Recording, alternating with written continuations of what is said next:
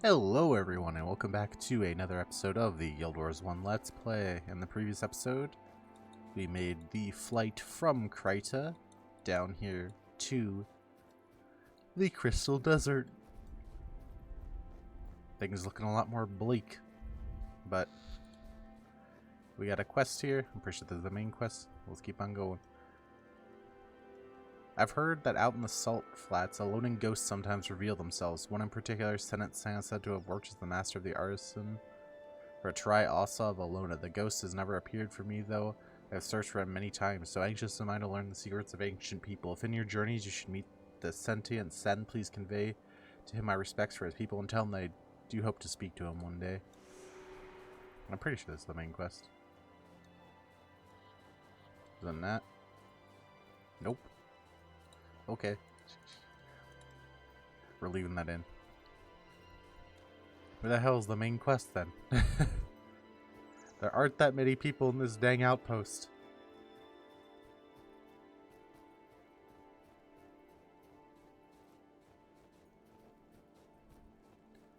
There's just not a main quest here? I kind of know where I'm supposed to go, but is there just not? Oh. Oh, no, that's for Alona. That's for something else. There's a gate over there. Where that goes. Is that... Maybe the ghostly hero over there has something for us. That was really weird. Don't know where on earth else the... Oh, there's another Zoomline agent back there. There's a lot of weird architecture here from like... kind of almost nautical inspired.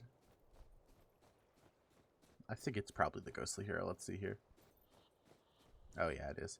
Alright, so we get to talk about a lovely thing in this game. They don't change the quest markers for the size of the person you're getting the quest from. So big people like this, the quest marker actually hides in their character model. Thankfully, he's see-through, so I can still kind of see it. But there are some people in this game where the quest is just legitimately invisible because the quest marker is inside of their body because they didn't bother to actually make their character height taller. But anyway, Sands of Souls. So many have come to this desert wishing to unlock its secrets and all have perished. Were they all unworthy or just unable to show their worthiness in a way that the gods require? I suppose it amounts to the same thing. At the end of the day, perhaps this time will be different. Speak to great ritual priest Zamlut. He can tell you that the test to endure. You'll find him at Agri Rock to the east. Okay, we're going to Agri Rock then. The desert is kind of cool in that it's a non-linear. Like, we're essentially going to get a bunch of branching paths that we could follow, which is kind of cool. There's also some more interesting stuff about specifically about the desert, but we'll talk about that as we get through here.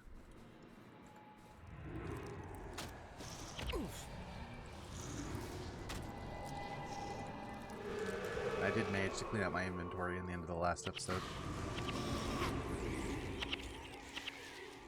More scarabs here, like in the, and they keep coming. In the jungle. There's a surprising amount of... I'm just realizing it now, having played through this game again, but there's a surprising amount of enemy overlap that I kind of didn't remember. I always kind of remembered Prophecies as like a lot of the enemies are different in the different zones, because especially in the other campaigns it's like that, where the enemies change a lot. But there's a lot of overlap in Prophecies of like, this is the Devourer for this area, this is the, you know, Scarab for this area, this is the Jotun for this area kind of thing. There's a lot more of that in Prophecies than I remember, especially in the other campaigns. Alright, we're going up this way, it looks like, right?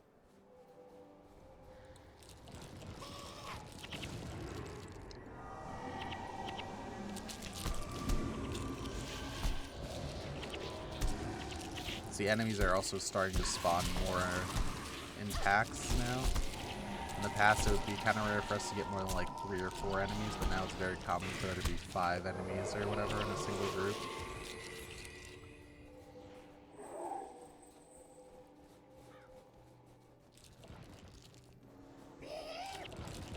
You also see some areas of green in the desert.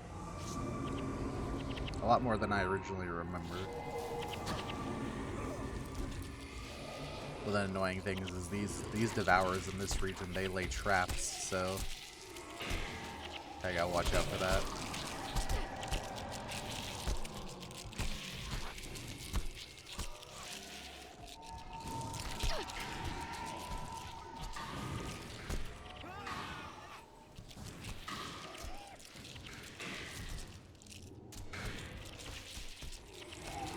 Everything now is also level 20, so this is like the slow, steady progression of the game.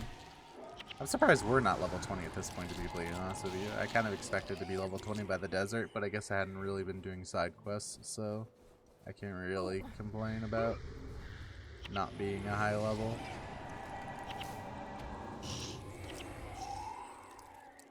Here's a dune lizard. This is a new pet. This is unique to this area. Kind of cool. I remember when I was younger, a friend actually had one of those as his pet. Excuse me.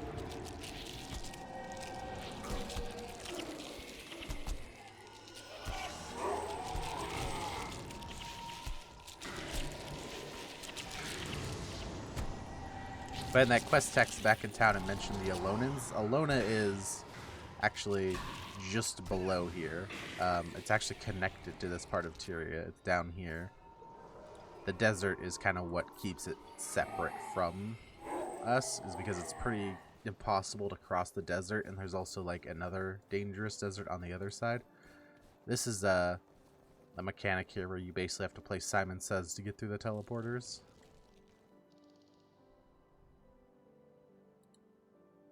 Okay, so it's this one, this one, this one, and this one. There we go. Now we have the teleporter. You do have to redo that every time you come into the zone. It doesn't stay open. Which is kind of interesting. Like, I kind of wish they have the advantage of these, like, instance zones that are, you know, locked to your character. So they definitely could do more with, like, the whole... They could do more mechanics with, like, the zone actually changing as you progress in it. I know they do that a little bit in some of the later campaigns, but they definitely could do more of that. That's one of the advantages of this kind of system that they have here with the independent zones. Oh, Minotaurs. Those are a newish mob here. Actually, I think there were some Minotaurs in the Shiver Peaks. I'm not sure if we saw them, but I know there are Minotaurs in the Shiver Peaks. I think you can see all the way out there in the background. That's where we're headed. But they could do more with, like, the zone actually changing as you adventure in it. I feel like that would have been cool. It's kind of a missed opportunity. Oh, level 16.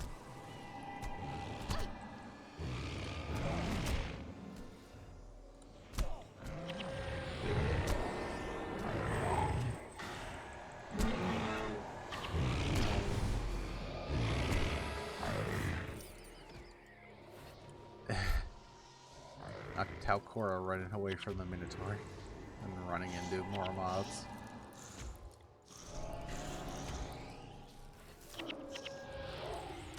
Alright, it's this way. I believe it's this way. As I keep saying, Prophecies has a weird way of sending you one direction, then hitting you, slapping you with the dead end, go another direction.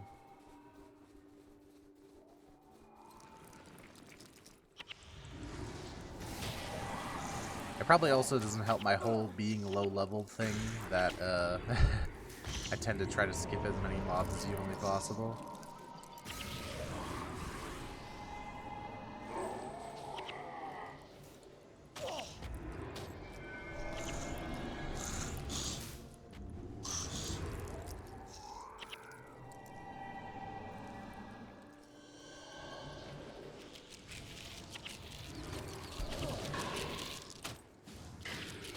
Oh, also, one thing that stinks with the teleporters is our imp is actually stuck on the other side now and actually can't get back to us.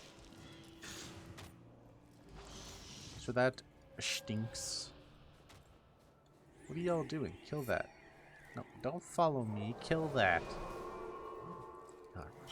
Sometimes.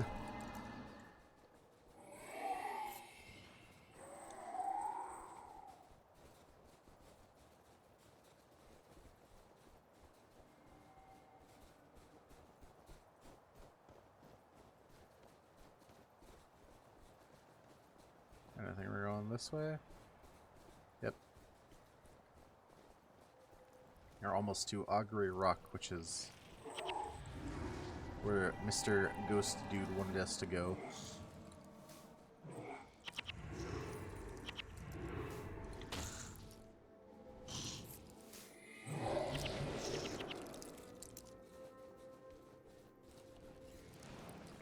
Running, running, running.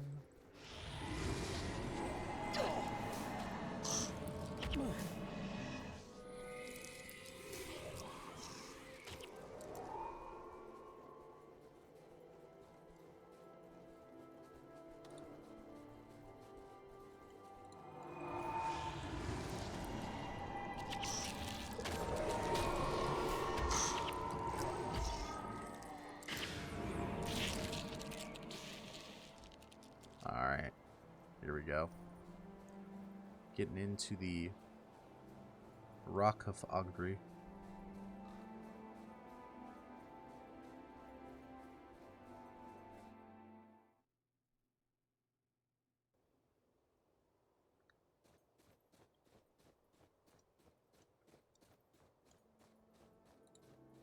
Here's the great ritual priest Zamut. As we get further into the desert and stuff, you'll notice that a lot of the NPCs have turned to ghosts.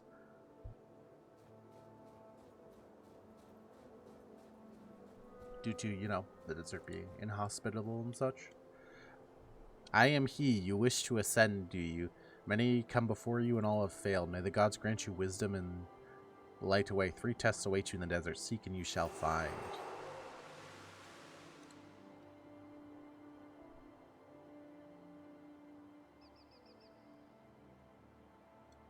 Oh, okay. Yeah, but almost a lot of the NPCs are ghosts at this point. So I like the idea though that the Zoonlight agents still have to come out here. Like, there's nothing but ghosts and everything out here, but the Zoonlight agents like, man, I hate this place. I've never seen this guy. Erek the Scarab Hunter. Queen of Scarabs.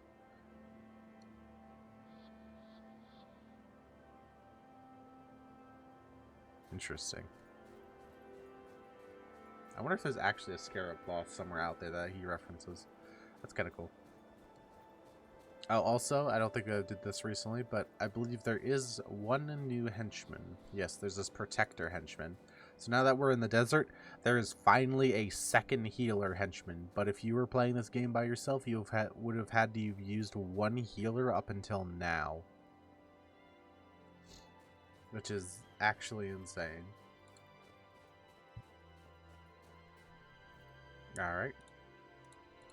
So this is a little confusing, but to get the next quest, you actually have to go into this mission, which is a solo mission, and talk to these people, and they will give you quests to go to the other locations. So let's just start left to right, probably, I guess. At least I'm pretty sure these guys give you quests. No? Do they not? I thought these guys gave you quests.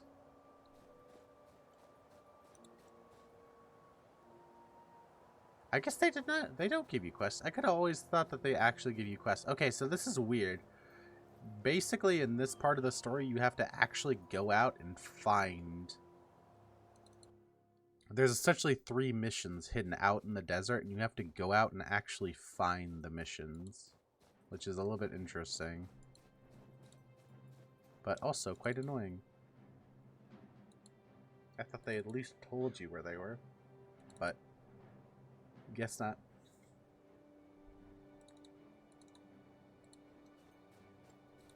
Maybe this guy? No. Alright. Well, we're not gonna get anywhere staying here, so... go out to Skyward Reach. And...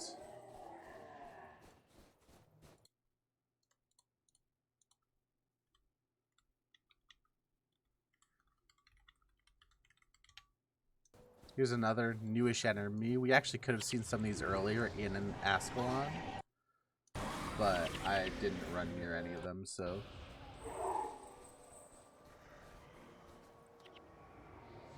Alright, where are we? We are in Skyward Reach, so...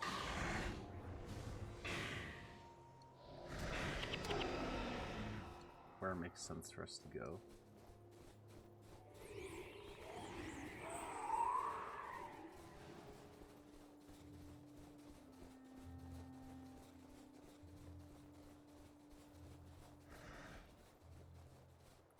Oh, Hydra.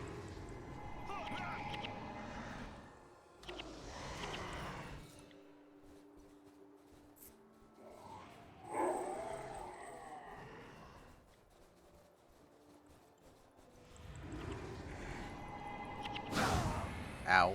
Yeah, these Hydra actually hit like a truck.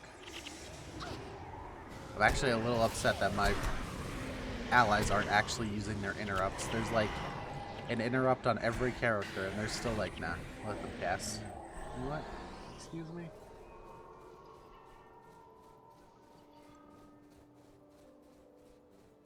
Alright, we're gonna head up this way. And... yeah, I guess this is how we'll do it. So, one part about the desert is the fact that you have to, run around and find the actual missions, the 3 tests which are hidden in the desert. And the desert is actually a pretty big area, at least in comparison to some of the other zones. And you can get pretty lost pretty easily. But we're actually going to go get a outpost first, and then we're going to go to one of the missions.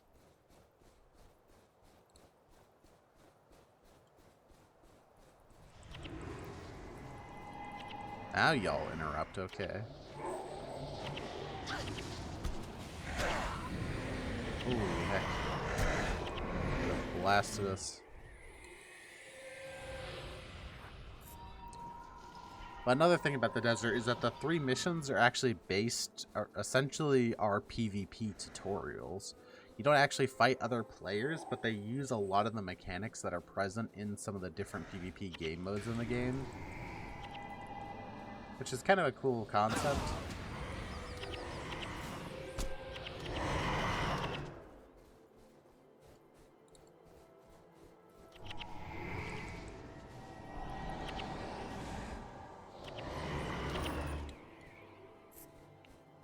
But yeah, this is a relatively decent way for me to get some experience.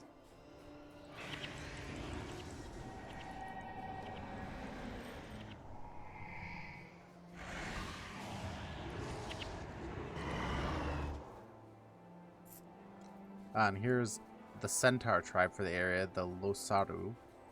Losaru? Whatever. But yeah, there's more centaurs in this area. I think where we want to go is... where is the area we want to go?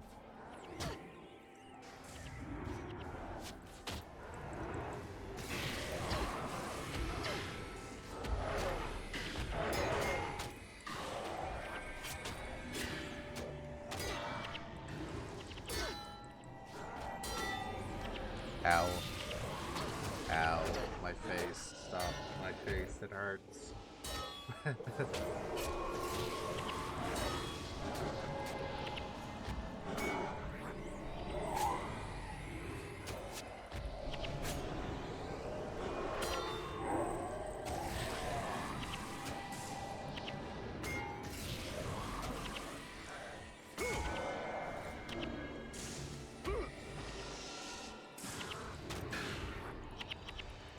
Guys grouped up.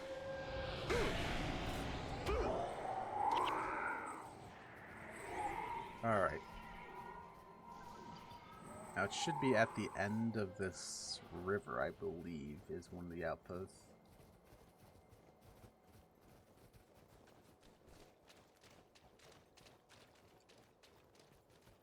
And another thing about this area is that there's actually a lot of like hidden outposts out in the desert as well to kind of lead you astray. But they do actually have a reason to go there. There are mechanics There are like important quests here, or important side quests here that take place in these different zones, or in these different side areas. But the reason I mention that is because weirdly, the one where I'm heading to right now is the only one you actually have to go to, because that's the only way to get to one of the missions is go through here and go through one of the explorables behind it. This is the only one that's like that. All the other ones you don't actually have to go to. Actually, I think you can go around this one even. It's just that this is the normal path I take to get here, is to go through it, but all the other ones are like pretty far out of the way.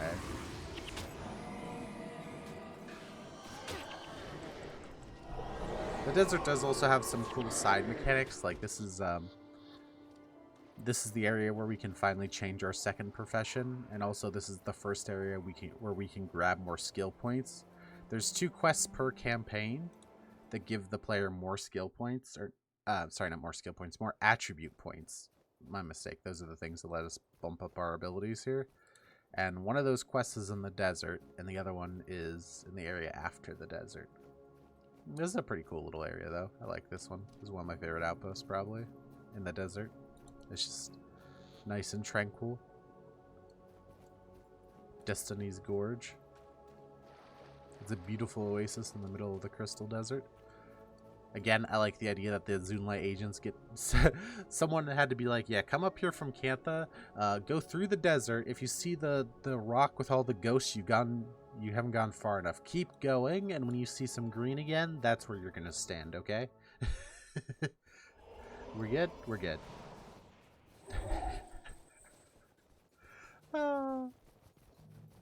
Alright, a lot more of these centaurs around here, but I will be running all the way past them. Nope. Don't care. Keep going. Don't care. Keep going. Keep running. Keep running. Keep running. Some more hydras.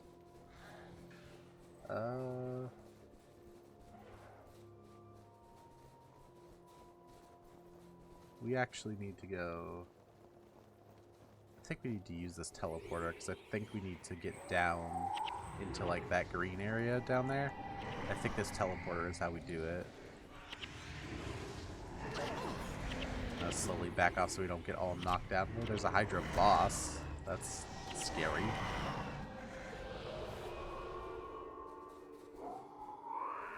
Shoot.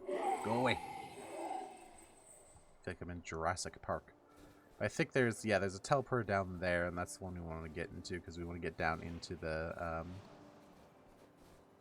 valley. There we go. Okay, they're gone. Alright. Let's play Simon Says again.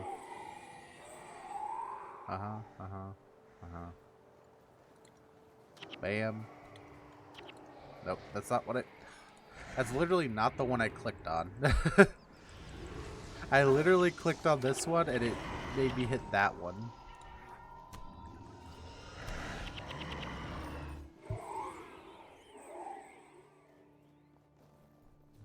That one.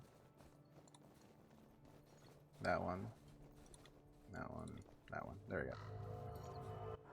Alright, now we're down in the valley with the centaurs. The valley of the shadow of death. Let's kind of try to clear some of these guys out, though, so we don't end up in a situation where we're swarmed by 100 of them. Okay, we're gonna... Come on. Let's get back here.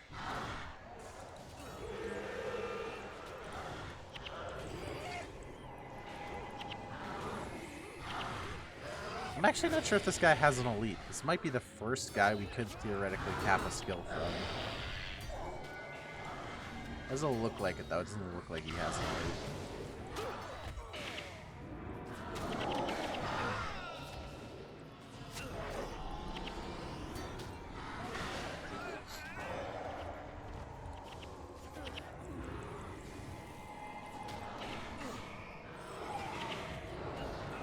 Yeah, the desert is no joke.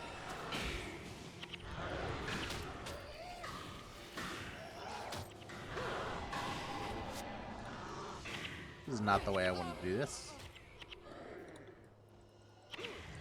I wanted to pull one group at a time, not all of the groups all at once, but whatever. Thank God for heroes. Everybody do have a lot of DP now, though, sadly. But that's not really too bad. There we go. Didn't even drop it that good. 39 DP on our healer, Jesus. Alright, let's keep on going. Thankfully, we can clear that before the mission, so not really a big deal.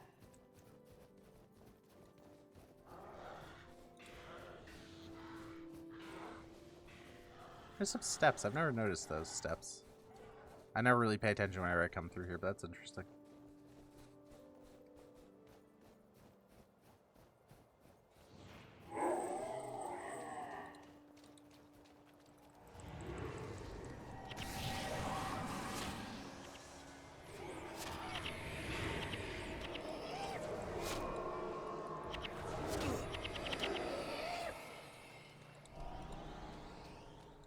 Jeez, he only has 200 HP.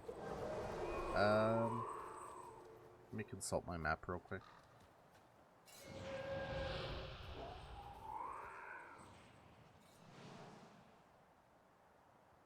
Yeah, I guess we go this way. We need to get back up, but I think if we go up here, I'm not sure if there's a teleporter. It looks like there is. Okay, so looks like if we go up here, there should be a teleporter. There's griffins, which I think, again, we could have seen some of these back in Ascalon. Or this might be the first place where we can see them. I swear, healer, if you stand in the front and die again, I'm going to be a little tilted. Oh, come on, dude. Why are you standing up in the front while they're just smacking you?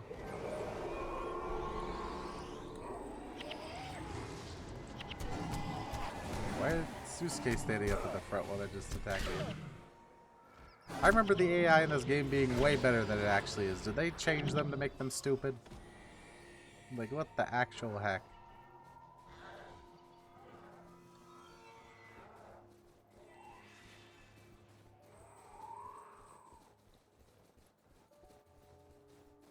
Alright, let's go.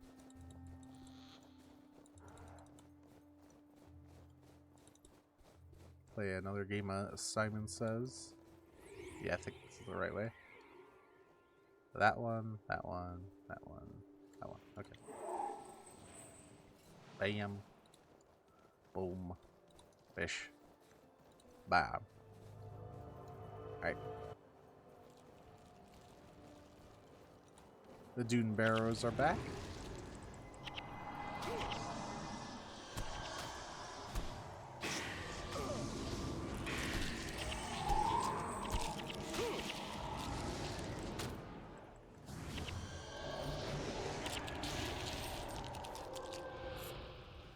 Alright. And we should be there relatively soon. More of those tall, weird structures with the sails around.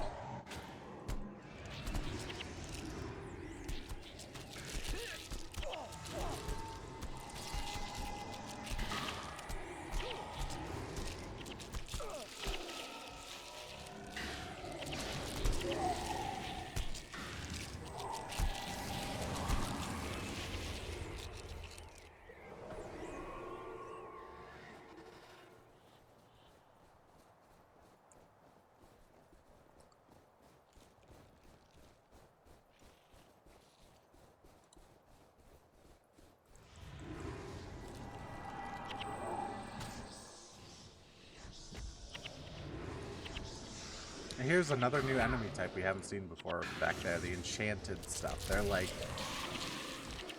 constructs, I guess. They're like magical constructs. And their name just implies what weapon or what class they are. So like the hammers over there are warriors.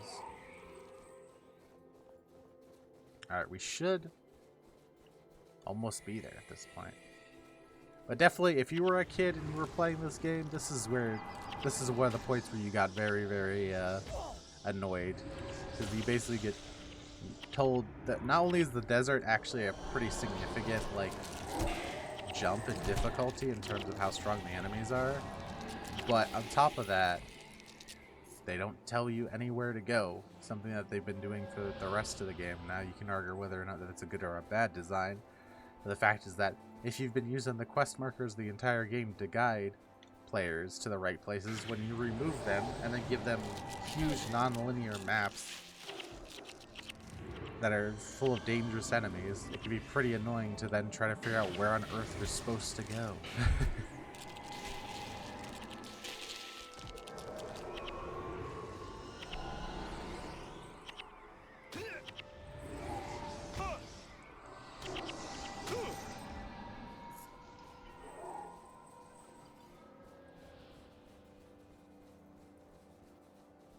So here we go. Here we are at the first mission, Thirsty River. Let's read the description. One look at this dry and desolate gorge tells the tale of its naming. Where once flowed a mighty river that shaped the land over millennia, now wind and sand make their way along the deep channels, now little more than an echo of the past. So anyway, as I was saying, all the missions in the desert are actually like essentially tutorials for the PvP. So they're based off a lot of the PvP objectives. So that's pretty cool. Also, this is where we can actually cap our first elite skill next episode. So that's exciting. We're going to be putting that on. And by putting that on, I mean I'm putting that there and I'm opening my bank using one of these elite mesmer tomes and picking up a good mesmer elite because because this one is garbage that drops from here. But anyway, I want to thank you for coming out, and I hope you have a great day.